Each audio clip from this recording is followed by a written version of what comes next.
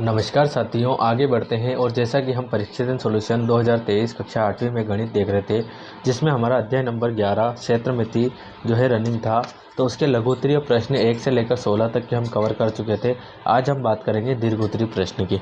दीर्घोत्तरीय प्रश्न की अगर हम बात करें तो पहला क्वेश्चन आज का हमारा निकल के आता है।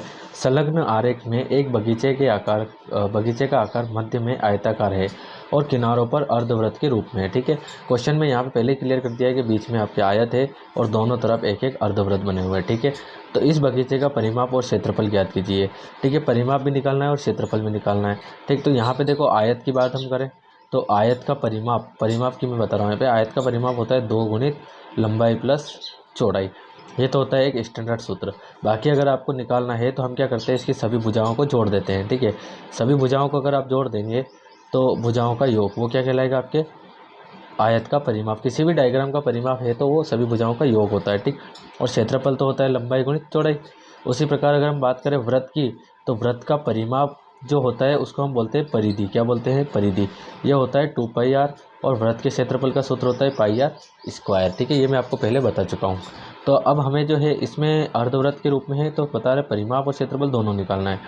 तो आप क्या निकालना पहले पसंद करेंगे? तो हम सबसे पहले क्या करते हैं कि यहाँ से क्षेत्रफल निकाल लेते हैं। ठीक है, क्या निकालेंगे? क्षेत्रफल। तो अब क्षेत्रफल निकालेंगे कैसे वो आप यहाँ पे समझ लीजिए। ठीक है, तो देखो क्षेत्रफल निकालने के लिए सबसे पहले हमें लंबाई गुणित चौड़ाई चाहिए आयत की। तो यहाँ पे तो ये जो 20 मीटर आपको दी गई है ये पूरे डायग्राम की लंबाई है। हमें तो सिर्फ ये चाहिए, कौन सी? ये आयत की, क्योंकि ये आयत बन रहा है, ये वाला है ना बीच में, ये आयत है।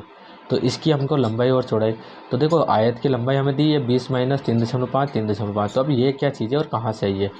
तो देखो ये आपका अर्धवृत्त है और ये अर्धवृत्त का व्यास, पूरा क्या है? व्यास। इस व्यास को अगर हम आधा करेंगे तो ये अर्धवृत्त की मिल जाएगी त्रिज्या। मतलब यहाँ से यहाँ तक की डिस्टेंस कितनी है? 3.5। उसी प्रकार यहाँ से यहाँ तक की है 3.5। तो ये 3.5 और ये 3.5 इस बीच में से माइनस करेंगे तो ये पार्ट हमारे पास बच जाएगा। तो करते हैं शुरुआत कुछ इस प्रकार। तो क्वेश्चन फर्स्ट और सॉल्यूशन। ठीक है, सबसे पहले लिखें आयत की लंबाई। तो आयत की लंबाई एल बराबर क्या हो जाएगा? तो 20 माइनस 3.5 और प्लस में 3.5 जो कि हमें प्रश्न में ही दिया हुआ है। तो 20 माइनस इन दोनों को जोड़ेंगे तो ये हो जाएगा 7। तो एल बराबर हो जाएगा 13 मीटर। उसी के बाद अगर हम बात करें तो आयत की चौड़ाई, क्या बात करेंगे? चौड़ाई। तो आयत की चौड़ाई बी क्या हो जाएगी यहाँ पे? तो वो हमें दी हुई है 7 मीटर। ठीक है, कहाँ दी हुई है? तो ये आयत की चौड़ाई हमें दी हुई है। ठीक है, अब हम बात करते हैं वृत्त की। तो प्रत्येक अर्धवृत्त, 2 अर्धवृत्त है इसलिए क्या लिख देंगे? प्रत्येक अर्धवृत्त का व्यास। तो प्रत्येक अर्धवृत्त का व्यास क्या हो जाएगा आपके? तो देखो व्यास मतलब ये पूरा, तो पूरा 7 है तो ये हो जाएगा 7 मीटर। अगर व्यास आपके पास 7 मीटर है तब हम त्रिज्या निकाल लेंगे। तब क्या लिख देंगे? त्रिज्या आर बराबर, तो आर होता है व्यास बटे 2, मतलब कि 7/2। तो कुल मिला के 3.5 मीटर, क्योंकि 2 का हम भाग लगाएंगे 3.5। और अगर ऐसे भी समझ में नहीं आता तो वैसे भी प्रश्न में आपको दे दिया है। अब हमारे दोनों फंडे क्लियर हो गए, हम एक एक करके दोनों का क्षेत्रफल निकाल लेते हैं। ठीक है, तो जो क्षेत्रफल निकालना है उसने बोला इस पूरे बगीचे का, मतलब कि दोनों का निकलेगा। तो हमको क्या करना है? तो सबसे पहले लिखेंगे बगीचे का क्षेत्रफल। क्या लिख देंगे? बगीचे का क्षेत्रफल बराबर 2 अर्धवृत्त का क्षेत्रफल, 2 वृत्तों का क्षेत्रफल प्लस आयत का क्षेत्रफल। ठीक है गाइस, क्योंकि 2 चीज़ें हमारे पास, आयत का क्षेत्रफल। तो यहाँ पे 2 तो है ही है। अर्धवृत्त का क्षेत्रफल तो पूरे वृत्त का πr², और अर्धवृत्त इससे बटे में कितना आ जाएगा? 2। ठीक है, प्लस आयत का क्या होता है? लंबाई गुणित चौड़ाई। आप चाहे तो ब्रैकेट में ले लीजिए। तो यहाँ पे 2 से 2 वैसे भी कट गया। पाई का मान होता है 22/7 गुणित आर। आर क्या है यहाँ पे? तो आर है हमारे पास 3.5 मीटर। कितना है यहाँ पे? 3.5 मीटर, या फिर आप 7/2 भी रख सकते हो। तो हम यहाँ से 7/2 रखेंगे सुविधा की वजह से। तो यहाँ रख देंगे 7/2 की घात, इसकी घात 2 है तो इसकी भी घात 2। लंबाई कितनी हो जाएगी? तो लंबाई है आपके 13 और चौड़ाई है आपके 7। ठीक है गाइस, इसके बाद हम देखते हैं तो 22/7 गुणित इसकी घात 2 है तो इसको लिखेंगे 2 बार। कितनी बार लिखेंगे इसको? 2 बार। और 13 साथी हो जाएगा 91। तो यहाँ पे ये 7 से 7 गया, 2 एकम 2, 2 एकम 2, 2 एकम 2, तो ऊपर हुआ 11 गुणित 7 बटे में 2 प्लस में 91। तो 11 साथी 77 बटे में 2 प्लस में 91। तो यहाँ पे आप भाग लगा दीजिए। 2 3 6, 2 8 16, 2 5 10 और प्लस में 91। अब इन दोनों को यहाँ पे जोड़ लेंगे। तो 91 से 38 को ऐड कर रहे हैं, ठीक है, 38.5 को, ठीक है। तो ये 5, 9 और ये 12, तो ये हो जाएगा 129.5 और मीटर की घात 2। तो ये तो हो गया आपके क्षेत्रफल, ठीक है गाइस। तो क्षेत्रफल आपने निकाल लिया है, इस टाइप से आपको निकाल लेना है, ठीक है। अब क्षेत्रफल के बाद परिमाप भी हमसे पूछा है, तो हम लिख देंगे आयताकार, क्या लिखेंगे, आयताकार बगीचे का, आयताकार बगीचे का परिमाप, ठीक है। तो निकाल लेते हैं परिमाप।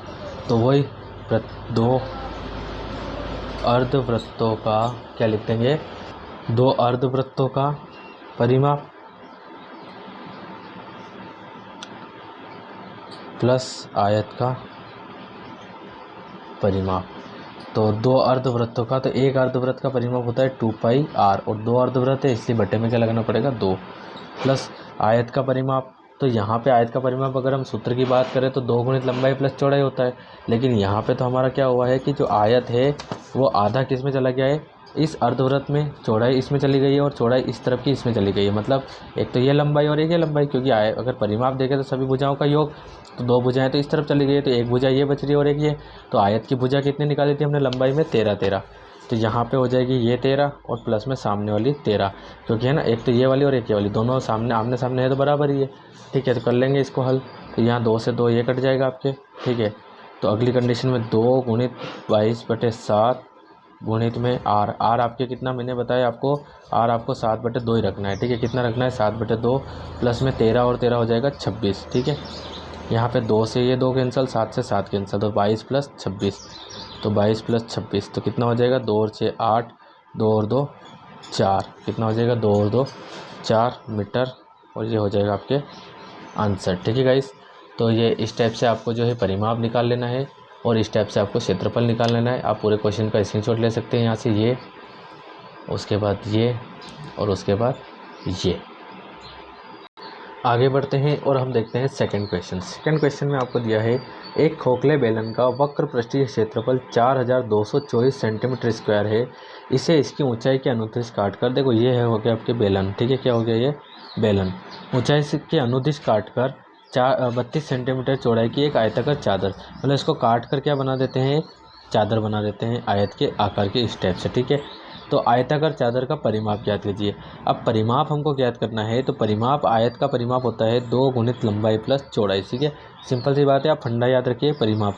तो बी हमारे पास है, बस हमारे पास एल नहीं है, तो एल निकालेंगे। तो एल निकालने के लिए यहाँ पे हमें क्या दिया है, बेलन का वक्र पृष्ठीय क्षेत्रफल। अब बेलन का जो वक्र पृष्ठीय क्षेत्रफल दिया है वो किसके बराबर है, आयत के क्षेत्रफल की, क्योंकि इसी के बराबर ऊंचाई लेकर एक क्या लिया जाता है, आयताकार, सॉरी काट क्या लिया जाता है, काट कर मतलब 32 सेंटीमीटर चौड़ाई की एक आयताकार चादर बना ली जाती है। तो दोनों का क्षेत्रफल यहाँ पे हो गया बराबर। तो सिंपल सी बात लिखेंगे हम यहाँ पे, चूँकि बेलन का वक्र पृष्ठीय क्षेत्रफल बराबर होगा किसके, आयत के क्षेत्रफल के, ठीक है। दोनों बराबर, बेलन का वक्र पृष्ठीय क्षेत्रफल आपको दिया है और आयत का क्षेत्रफल तो आपको पता होना चाहिए लंबाई गुणित चौड़ाई होता है, ठीक है। तो यहाँ पे देखते हैं 2 4, लंबाई आपको निकालनी है, चौड़ाई आपको 32 दी हुई है। अब यहाँ पे तो हमें एल का मान निकालना है, 32 गुणित में, तो गुणित वाला कहाँ चला जाएगा, बटे में, तो ये हो जाएगा बटे में 32 बराबर एल।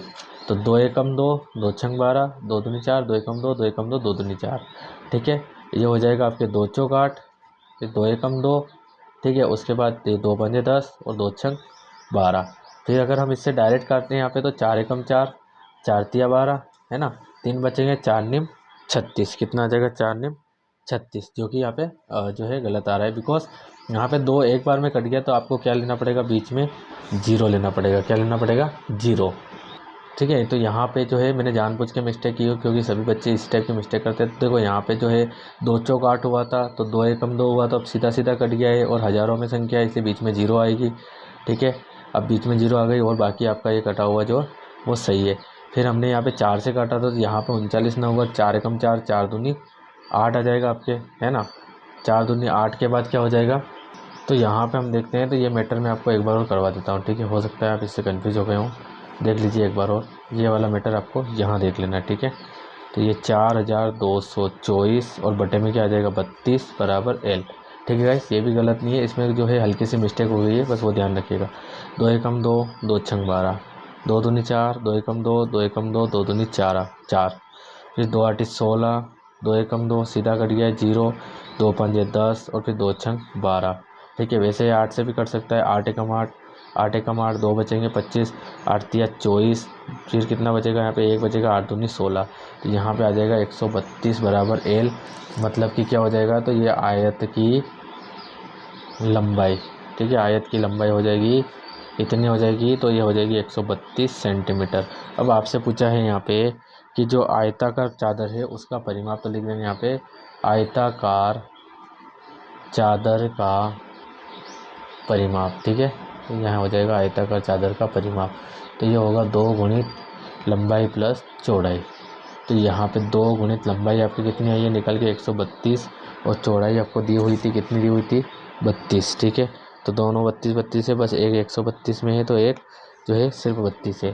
तो 2 गुणित 2 और 2 हो जाएगा 4, 3 और 3 6 और ये 1।